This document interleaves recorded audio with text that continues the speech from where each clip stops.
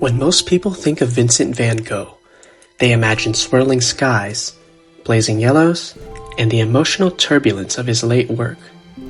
But here, in Woman Walking in a Garden from 1887, we meet a very different Van Gogh, quieter, gentler, almost meditative.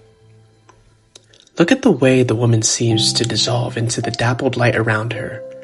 Her figure isn't sharply outlined. Instead, she's woven into the landscape through small, deliberate strokes of green, pink, and blue. The garden feels alive, but not overwhelming. It's rhythmic, patterned, and almost musical. This painting comes from Van Gogh's Paris period, when he was absorbing the innovations of the Impressionists and Neo-Impressionists. You can see the influence of Serrault in the broken brushwork and the bright, unmixed colors. But Van Gogh isn't fully embracing pointillism. He's experimenting, testing, and searching for a language that feels like his own. And this is what makes this painting so compelling. It captures Van Gogh in transition, before the emotional intensity of Arles, before the myth of the tortured genius takes over. It's a moment of calm curiosity and artistic growth, and it reminds us that Van Gogh's story isn't only about suffering, it's also about learning, absorbing, and observing the world.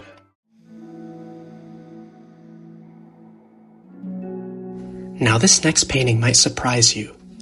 It's enormous, over 6 feet wide, and it features 42 cats.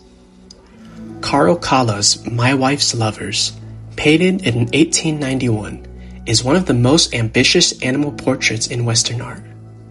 At first glance, it might seem like a novelty, something absurd, but look closer. Each cat is rendered with extraordinary precision. The texture of their fur, the glint of the eyes, and the subtle differences in posture and personality. Kahler spent months sketching these cats individually before assembling them into this monumental composition. The result is a kind of feline group portrait, a Gilded Age family picture, but with pets instead of people.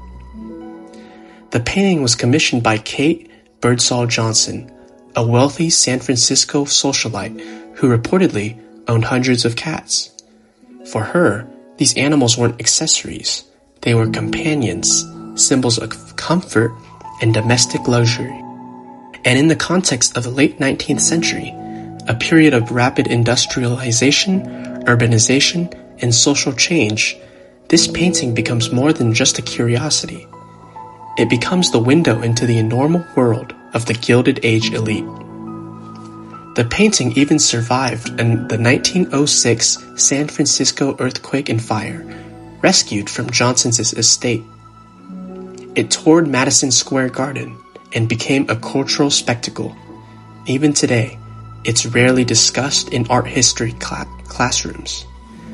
But it deserves attention not just for its technical skill, but for what it reveals about patronage, domesticity, and the surprising ways people sought comfort in a changing world.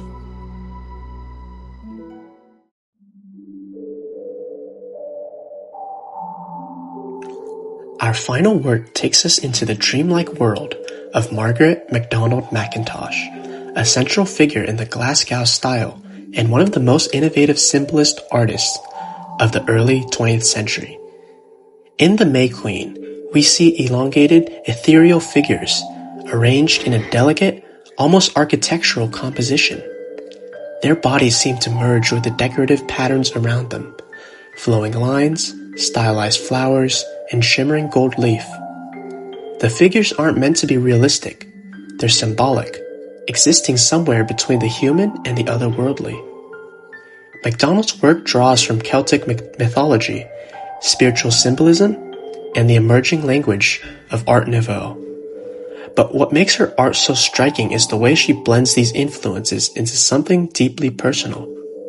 She once said, "I have the spirit of a dream," and you can feel that here.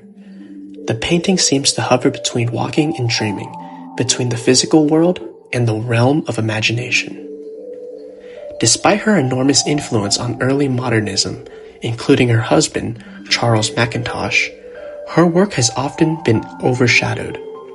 But when you look closely, you see an artist who is pushing the boundaries of form, symbolism, and abstraction long before these ideas became central to 20th century art. Her figures didn't just stand in space, they created space. They shaped the composition, the rhythm, and the emotional tone. And in doing so, they invite us into a world where art becomes a kind of spiritual architecture.